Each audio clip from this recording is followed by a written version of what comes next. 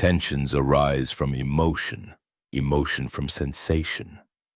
Emotion reinterprets the sensation to diffuse the emotion. Emotion is the method that acts on the origin of the origin. So today, we are going to conquer shyness to make the first move. Living is knowing how to enjoy our emotions, making life magical and wonderful. But letting them pilot our life and decide for us is like sitting in the passenger seat of a car. You watch the road go by, the turns crush you against the door, the speed makes you feel sick. You are a spectator of your own crash. So today, we are switching seats. We keep the pleasant emotions and we neutralize the ones that parasite us. So we open the hood and we go learn mechanics. You'll go from a terrified passenger to a talented driver. Welcome to the engine room. Welcome to emotion. It all starts with a shadow, a thing that bothers you. It's lurking in a corner of your skull. You cannot look it in the face. It could be anything really. That unease when you walk in. Someone behind you is watching.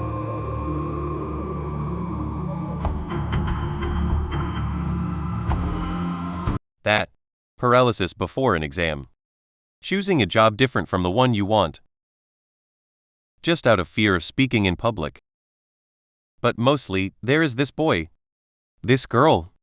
And just the idea of approaching terrifies you. Your reflex is denial. You turn your head away. You tell yourself, if I don't see it, it doesn't exist. Indifference is a lie. Denial is not an armor, it is a blindfold on your eyes. While you are looking away, your unconscious actually stares at the danger. It presses on the accelerator, the heart rate goes up and the hands become clammy. You think you solved the problem by burying it, but you just fed the beast. The more you ignore it, the bigger it gets in the dark, so we will take back control, and for that, we will use illusion. It is just like bodybuilding. You want muscles. You have to tear the fiber. You have to lift heavy until failure. Illusion is the same. It is a mental combat sport. It requires commitment. It requires accepting a little pain to free yourself. If you wait for it to pass, you remain a passenger. If you want to drive, you must grab the wheel with both hands, even if it's burning. You must go look for the pain. You have to enter the arena. So how do we do it? Well, we reverse the steam. Instead of fleeing the thought that scares you, you summon it. Let's take a concrete example. You go approach that person, but just thinking about it, your body freezes and your head tenses up. Your mouth makes no more sound. It's gonna be hard to approach, but becoming the hero of your life demands some sacrifices. So concretely, you will loop the scene over and over in your head, not to punish yourself, but to track the target. You think back to this situation that scares you.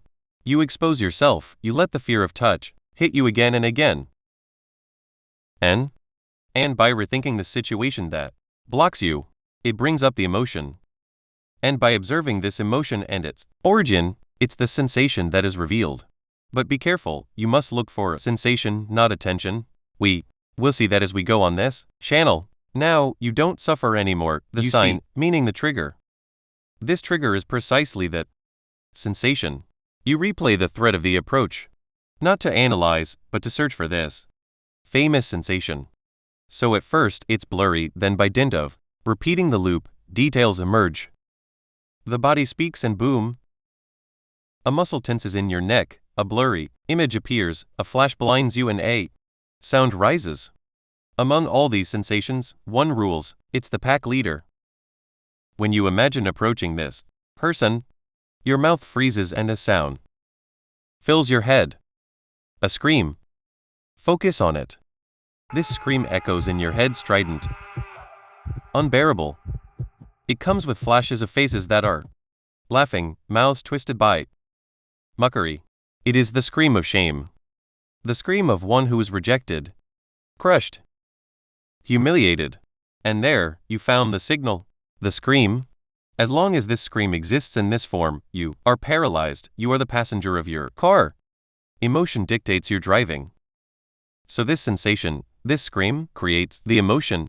that you call shyness, which paralyzes you by creating the tension in your body, and it prevents you from approaching and chatting with the person. Do you understand this chain reaction better? So that is where the magic happens. Reprogramming. You will change the interpretation of this scream so that it does not tense you up and so that it becomes funny. You are the master of illusion. You won't try to calm down the scream, you will reinterpret it, you will change the story that your brain tells itself. This scream is the way to communicate of emotions. There is no logic, no explanation. It screams because it's a screamer, it only knows how to do that. By the way, don't look for the origin, the reason, the why or how. We don't care, it is a parasite emotion, so you kick it out. In this example, I present the scream, but it could be coldness, a feeling of weakness, of fatigue, or plenty of other sensations that we'll see gradually on this channel. So, subscribe. Becoming a master in illusion is finding the countermeasure suited to the sensation. Put a helmet on its head.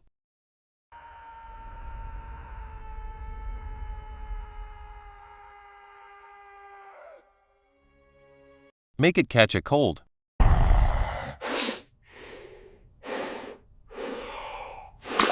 This one I love. Make it tiny and you barely hear it.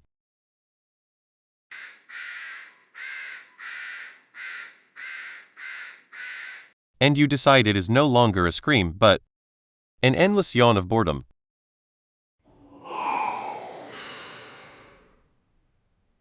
You transform the texture of the skin into plastic. The scream becomes a doll that deflates.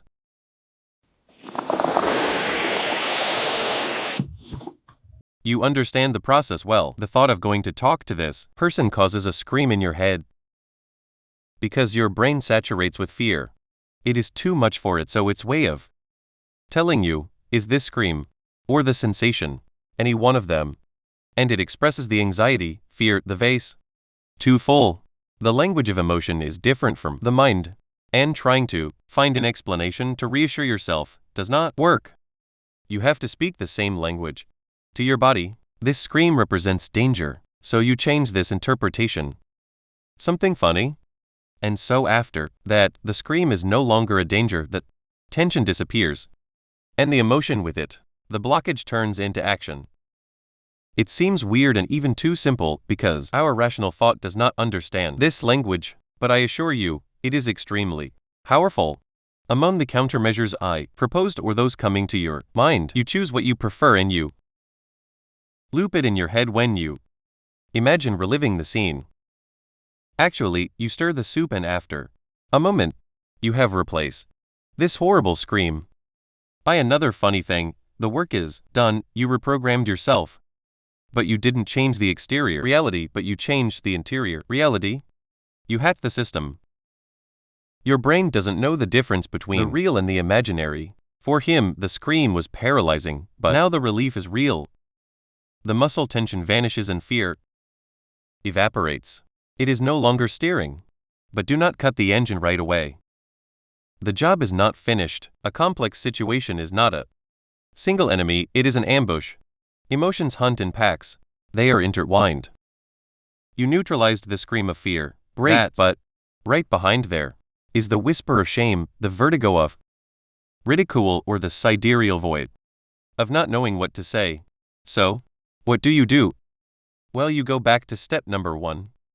You scan, you track the new sensation, and you deactivate it one by one. It is work and it demands commitment, but weigh the cost of effort against gain. Imagine absolute freedom. Imagine being able to enter any room, talk to anyone, do anything without your body betraying you. Become the creator of your illusions. Become the driver. Your turn to play.